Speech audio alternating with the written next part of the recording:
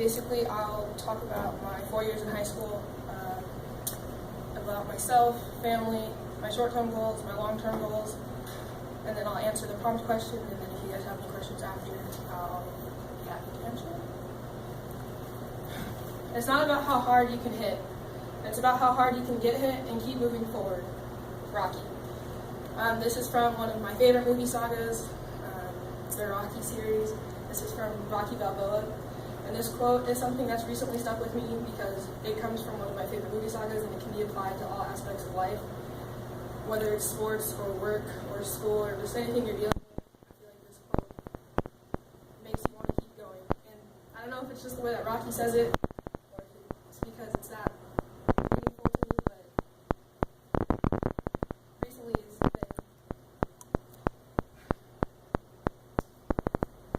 been something that I think about often.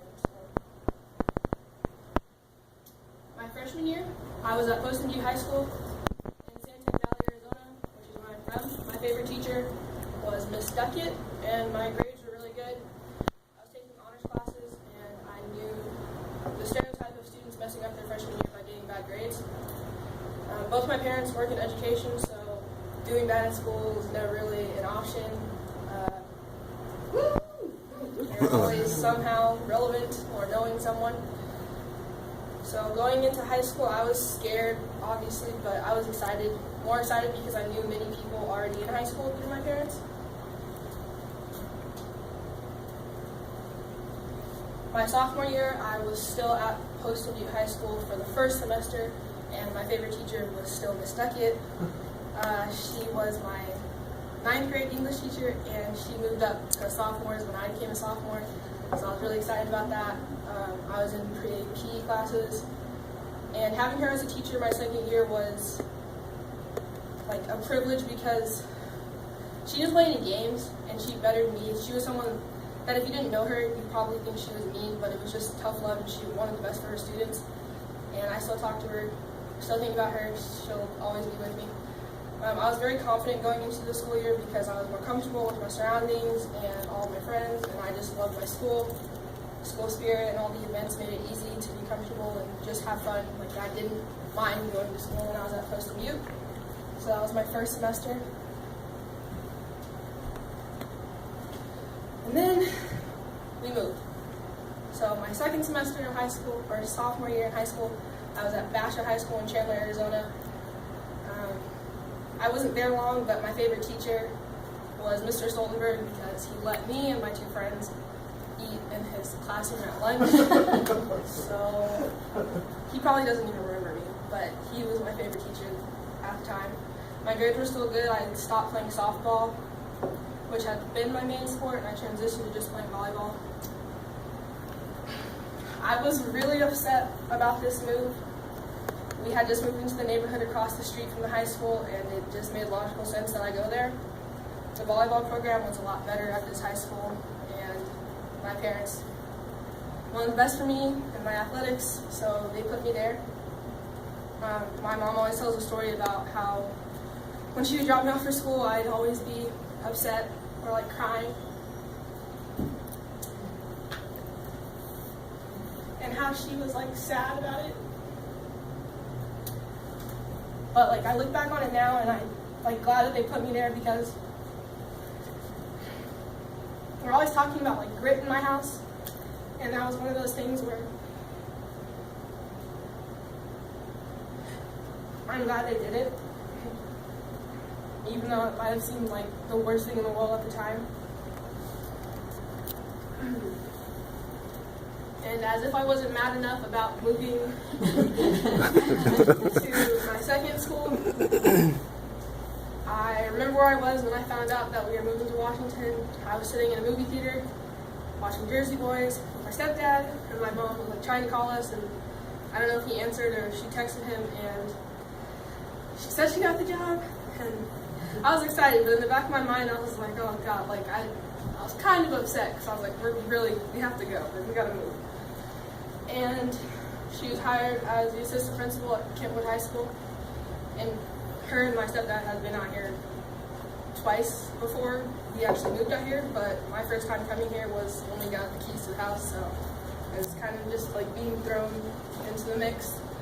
My favorite teacher is Mr. Pizzolatto. He made it easier to be in a new school because he was just one of those understanding teachers, and he really pushed me to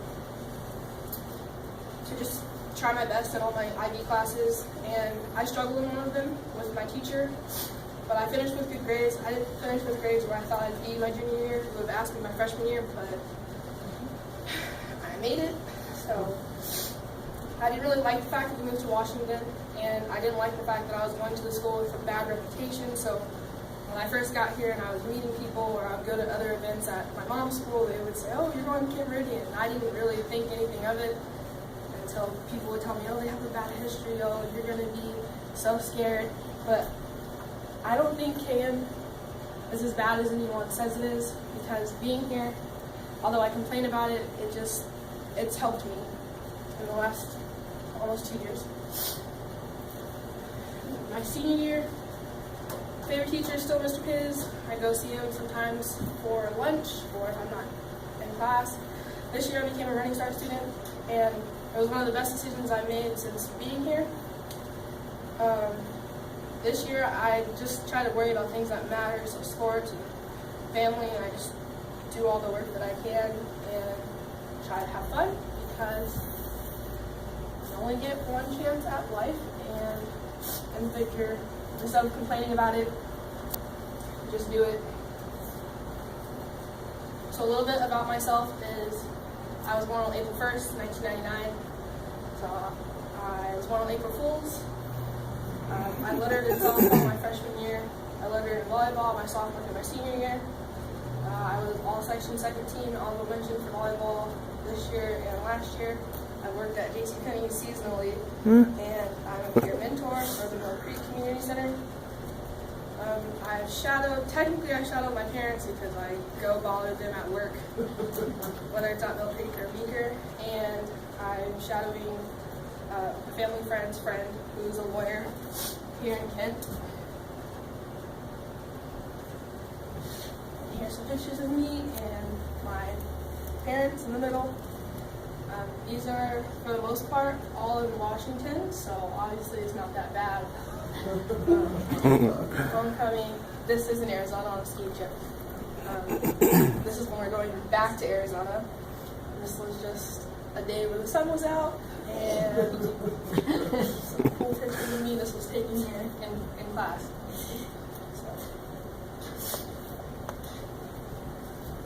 So for family, I technically consider myself an only child in the house, but I have two step siblings, an older sister named Shelby and a younger brother named Donnie. He's 15 and she's 18. I have two younger cousins, Tatum and Savannah. My mom and my stepdad, we all live together in Kent, and both my parents work in education. Like I said, they also both have master's degrees, but my mom has two. That one. There's a picture of us. And then my mom, my grandpa, my aunt, and myself. Some more pictures of my family. That's one of my favorite pictures because my grandpa has no boys to talk to. It's just us girls, and that's me and my grandpa again, and that's my little cousin Savannah, who is growing up really fast. She's almost 6, but having her around is like, at first everyone thought I was going to be jealous because I was the only kid in the family, and when my aunt had her, I was kind of jealous because I was younger and I was like, it's supposed to be about me, but now it's like, it's like a good feeling to have someone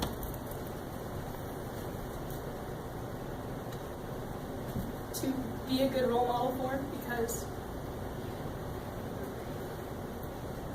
she wants to do everything I do, so whether it's sports or getting her nails done, she just got press on acrylics because I have them.